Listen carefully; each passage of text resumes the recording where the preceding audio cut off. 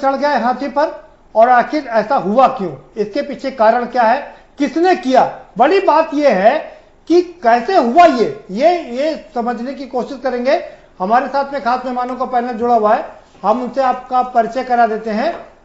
राम नरेश रावत जी हमारे साथ में जुड़ चुके हैं, भारतीय जनता पार्टी के विधायक हैं, बहुत स्वागत है राम नरेश रावत जी आपका। शशांक यादव जी हमारे साथ में जुड़ चुके हैं, समाजवादी पार्टी के एमएलसी हैं, आपका भी बहुत स्वागत है शशांक जी। राजीव उपाध्याय जी हमारे साथ में जुड़ चुके हैं, राजीव उपाध्याय जी बसपा के समर्थक हैं, आपका भी बहुत स्वागत है, बसपा के कार्यकर्ता हैं। और दो खास मेहमान हमारे साथ यहां लखनऊ स्टूडियो से जुड़े हुए हैं, गंगाराम अंबेडकर साहब हमारे साथ में जुड़ चुके हैं, सामाजिक चिंतक है, आपका बहुत स्वागत है। और कांग्रेस के तेज तर्रार प्रवक्ता जावेद साहब हमारे साथ में जुड़ चुके हैं, आपका भी बहुत स्वागत है। निरंतर खिसकता जा रहा है, वो अपने को कमजोर महसूस कर रही है। ठीक है, तो इसीलिए सर सहारा ले रही। ठीक, गंगाराम जी आपकी टिप्पणी सबसे महत्वपूर्ण होगी, क्योंकि आप एक बड़ा संगठन चला रहे हैं और साथ ही साथ में आप मायावती के, जब वो मुख्यमंत्री थी तो उनके ओएसडी रहे हैं, और आज आपने अखिलेश यादव से मुलाकात की है जी। देखिए प्रदीप जी, इस बात को समझने के लिए आपको पीछे इतिहास की तरफ जाना बड़ा जरूरी है। 1995 में जो बहुजन समाज पार्टी और समाजवादी पार्टी का गठबंधन टूटा, इसके पीछे मास्टरमाइंड किसका था? हाँ। इसके बाद फिर 28 वर्षों के बाद बहुजन समाज पार्टी और समाजवादी पार्टी 2019 में लोकसभा के चुनाव साथ आए, किसकी कुर्सी हिलने लगी, किसका सामाजिक समीकरण बिगड़ने लगा, तो उन्हीं लोगों का मास्टरमाइंड था जो इन दोनों दलों को उत्तर प्रदेश में अलग अलग करने का प्रयास किया। और जहां तक बहन मायावती जी के इस रणनीति का सवाल है, बहन मायावती जी एक कुशल नेता हैं, उसमें कोई दो राय नहीं है, लेकिन ये समझ में नहीं आ रहा कि ये डिफीट कैसे मामला हो जा रहा है। जहां तक समाजवादी पार्टी के साथ बीएसपी के विधायकों का जाने का सवाल है, अगर ये हालात बहन मायावती जी के पास अगर सपा के विधायक आ गए होते ऐसी परिस्थिति में, तो बहन जी भी उनका स्वागत करती। तो अखिलेश यादव जी ने भी अगर बहुजन समाज पार्टी के एमएलए अगर उनसे मिलने के लिए गए हैं, तो इस समय क्योंकि चुनाव का माहौल बन रहा है, लोग अपनी अपनी ताकत बढ़ाने में लगे हैं, तो स्वाभाविक जो एक राजनीतिक दल के मुखिया को करना चाहिए वही काम श्री अखिलेश यादव जी ने किया। लेकिन ये काम तो बहन जी को करना चाहिए था कि उनके विधायक गए क्यों, उनके अगर अंदर कोई रुष्ट थे, कोई नाराजगी थी, तो उसको मिल बैठ के मनाने का प्रयास करना चाहिए था। नहीं, विधायक को छोड़ दीजिए, आखिर ये खेल किसका, ये बताइए। ये मास्टरमाइंड जो काम है, एक तरफ जो भारतीय जनता पार्टी लगातार ये कोशिश में लगी रहती है कि वो कहीं ना कहीं छिप मार देती है बहुजन समाज पार्टी के ऊपर, ताकि बहुजन समाज पार्टी पे एक टैग लग जाए कि बहुजन समाज पार्टी कभी भी बीजेपी के साथ खड़ी हो जाएगी, जिससे मुस्लिम भयभीत हो जाए। क्योंकि मुस्लिम समाज के लिए मानो कांसीराम जी ने कहा था कि दलित मुसलमान करो विचार, कब तक सहोगे अत्याचार।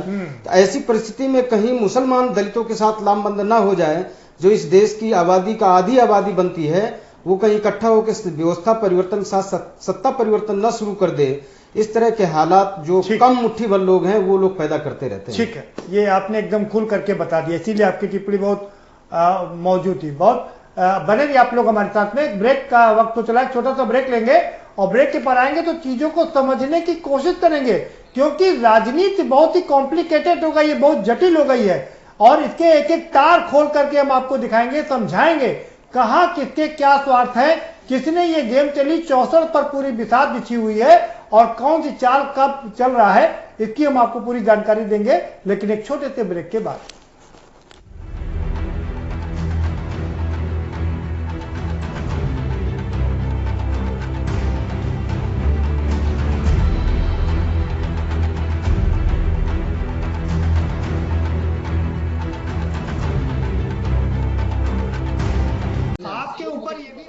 राम नरेश जी, आपके ऊपर ये भी आरोप लग रहे हैं, आप पर ये भी आरोप लगे। राम नरेश जी सवाल सुन लीजिए, सवाल सुनिए।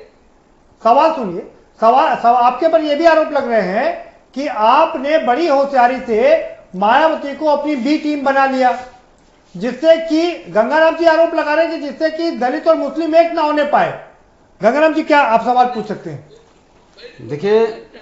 देखिए माननीय विधायक जी जो कह रहे हैं कि 1585, तो क्या भारतीय जनता पार्टी 1585 चल रहा है?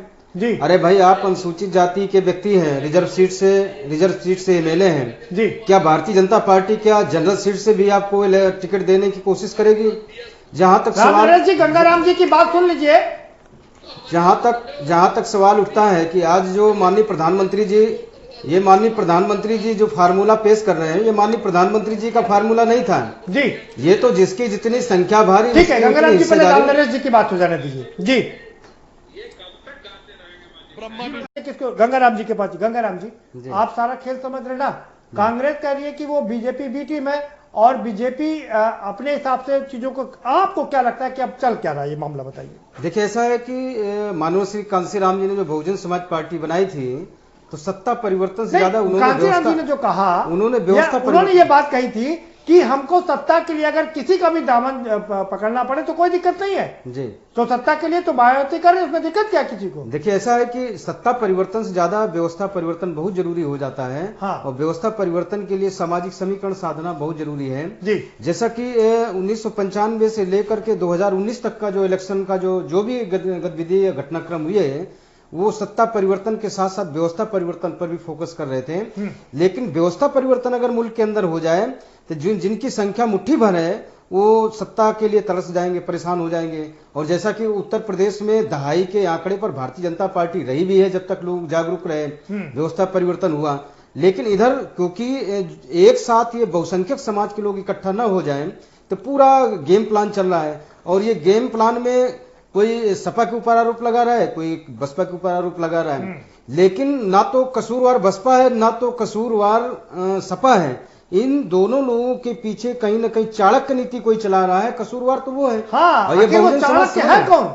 ये बहुजन समाज पूरी तरह से समझ रहा है कि ये चाणक्य आखिर कौन है जो इस तरह के हालात पैदा करते। जब भारतीय जनता पार्टी एक सीट बढ़ा करके अपना नामांकन कराती थी तो आखिर कौन सी ऐसी परिस्थिति रही कि 17 मेंबर उसके पास इच्छा होने के बाद भी उन्होंने मेंबर अपना पर्चा दाखिल नहीं कराया। बाकी लोगों को मिला दे तो 24 मेंबर हो जाते हैं। इसका मतलब और भी लोगों को मिला दे अगर विधायकों तो 24 विधायक हो जाते हैं। राम नरेश जी करेंगे। अब निश्चित रूप से जनता ने जो कुछ देखा है, भोगा है पिछले 31 सालों में, इसका निश्चित रूप से कांग्रेस की तरफ जनता का विश्वास और भरोसा बहाल होता दिखाई दे रहा है। ठीक है गंगाराम जी, मैं आपसे समझूंगा कई चीजें बहुत महत्वपूर्ण है। पहली चीज ये है कि कांग्रेस जिस तरीके से दलितों को लुभाने की कोशिश कर रही थी उससे मायावती को डर लगा, जिसकी वजह से वो भाजपा के नजदीक गई। सवाल नंबर 2, ईडी सीबीआई का डर था, अब वो डर समाप्त क्योंकि अभयदान मिल गया है। अगले चुनाव तक साथ रहेंगे और आगे भाजपा के सहयोग से मुख्यमंत्री बनने की भी संभावना बढ़ गई। क्या मैं गलत कह रहा हूं? देखिए, ऐसा है कभी कभी शिकारी अपने ही जाल में फंस जाता है जी।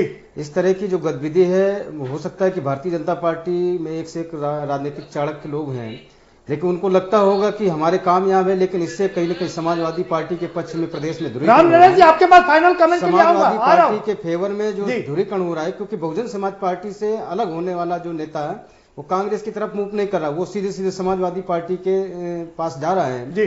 तो कहीं ना कहीं समाजवादी पार्टी बड़ी मजबूती के साथ उभर रही है। तो ऐसा लगता है कि जो त्रिकोणीय चतुर्कोणीय संघर्ष उत्तर प्रदेश का, तो वो आमने सामने टक्कर का संघर्ष आने वाले समय में देखने को मिलेगा जी। और ऐसा लगता है कि समाजवादी पार्टी के पक्ष में बड़े पैमाने में जातियों का ध्रुवीकरण हो रहा है। ठीक है राम नरेश रावत जी, आपका फाइनल कमेंट, कितना फायदा होगा आपको इन सारे समीकरणों से? बीजेपी ने तय किया। हाँ तो किया आप ही ने है ना ये तो।